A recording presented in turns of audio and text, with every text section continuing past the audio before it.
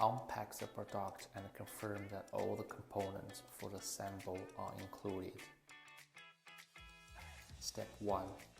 Start by installing the bench legs.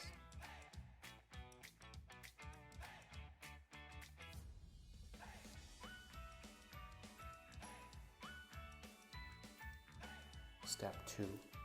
Attach your 3 teeth to the bench frame one by one.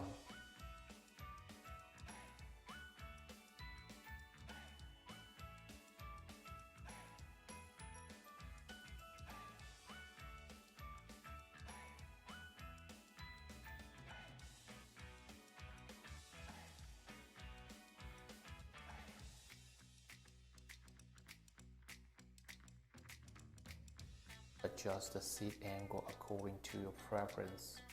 Now you are ready to start training.